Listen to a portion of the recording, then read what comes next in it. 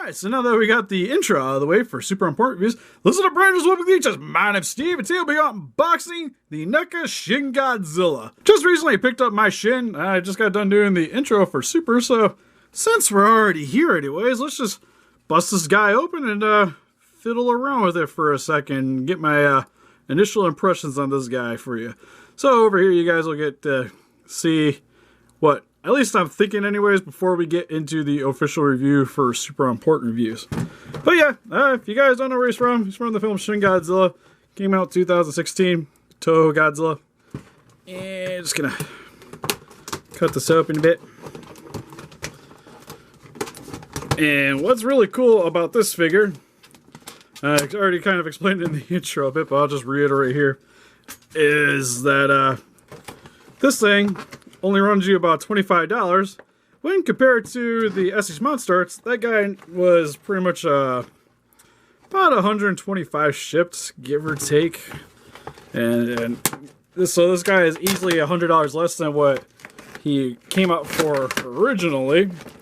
Nowadays, you got the aftermarket price, and that Shin Godzilla just clearly is not worth it anymore at that price, at least in my opinion. So the main reason I picked up this one is, one, because a lot of you guys have requested me to actually review this guy, and two, I kind of just like Shin Godzilla, so I don't really mind having other versions of that guy in my collection. And that's pretty much about it, because I'll be honest, I actually like my Monster Arts version, so I don't think this is going to probably replace that guy in my collection, because almost all the NECAs haven't really. Like, I enjoy the NECA figures, and for the price, you can't beat it. But the Monster Arts ones are just, like, usually the more superior figure. Well, taking the price out of consideration anyways. And, you know what? I got scissors here. Let's just... Neat. Damn it. Yeah. Hopefully pop out now. That was, like, so stuck. Darn it. Alright, decided just to untwist this the normal way. But yeah, like, I hope this thing is going to be really good. I've seen a couple of reviews for this guy already, and he doesn't seem all that bad. But, Timber, I guess.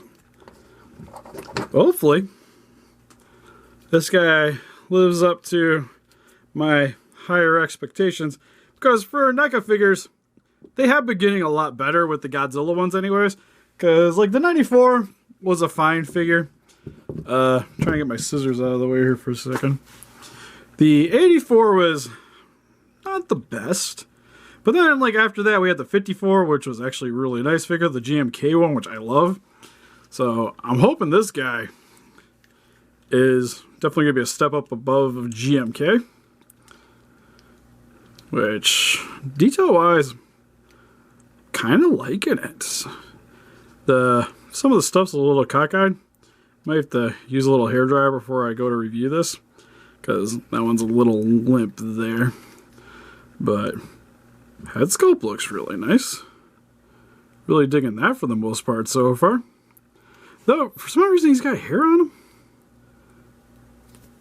which is odd. Has the same kind of glossy paint job that we had with the Monster Arts version. Except back here isn't quite as glossy. Like, it's a little bit hit and miss. Which I guess isn't really that big of a deal, but kind of might have been nice to see some there as well. So the gloss isn't fully consistent around. Like, it's not nearly as caked on as with the Monster Arts one, which I liked. Because I actually thought it was really cool to give it kind of like a more slick, wet appearance.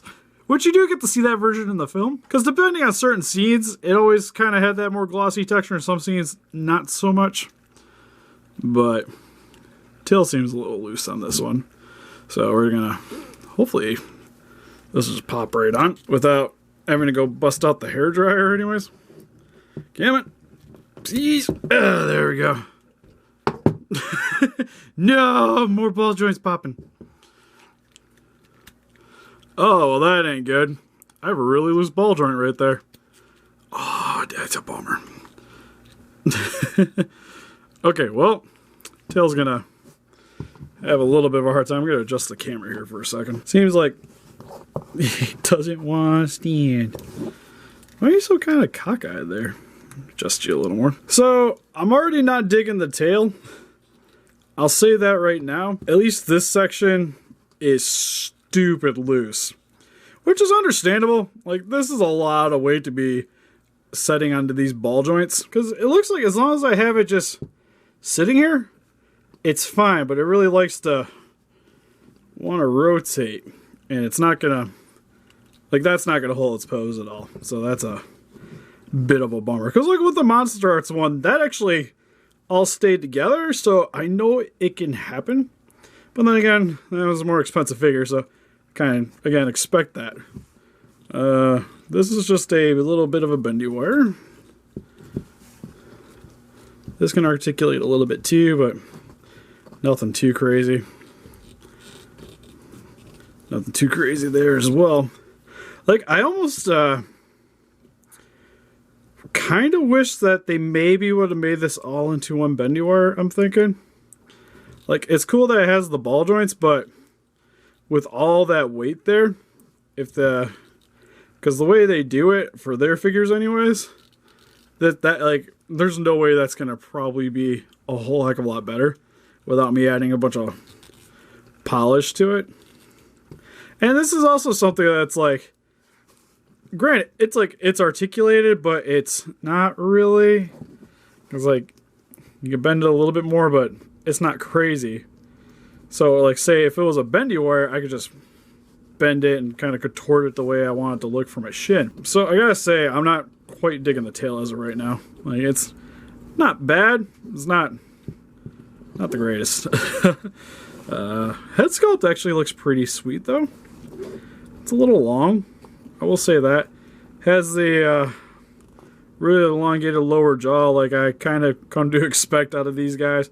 Again, I kind of wish they maybe shorten those up just a little bit on that, but still pretty neat though. It's just, it seems a little too long. Then it's got a little bit of a chicken crust going on there, if I do say so myself. But yeah, the rest of the details though look actually not that bad. Feet look cool. Got some peg holes there. Painted pretty nicely. And decently articulated from what I feel so far. Might have to heat up some of this. The hands are on little ball joints, it looks like. Well, it's not like these really need to move around that much anyways, because for the most part it's just going to be standing like this anyways. I'll have to adjust that a little more. But the fins look pretty proportioned. It's just like, right here is a little too crazy, and tail's already flopping back off. So watching other people's reviews, the top section doesn't look that bad. Not really sure what's going on with that paint job. Also, where's the... knocking everything over. Where's the face? Well, alrighty then. Overall thoughts right now, until I play around with this a little more. Tail could use a little bit of work. That's probably easily the worst thing going on with this figure right now. Dorsal spines around the head, maybe a little too elongated. Same with the face. Paint job looks really solid though. But I will know more after we get to the reviewing. If you guys, once the review's up, I'll have a little card somewhere over there. But I will definitely compare this guy with the Monster Arts one and some other figures in that one, because I'm not going to compare it right now, because kind of might as well just finish reviewing it then. But yeah, I'm gonna go upstairs and play around with this guy a little bit more. So, help us defeat those kaijus by hitting that like button, subscribe, become a ranger today. See you guys in the next video. Bye-bye.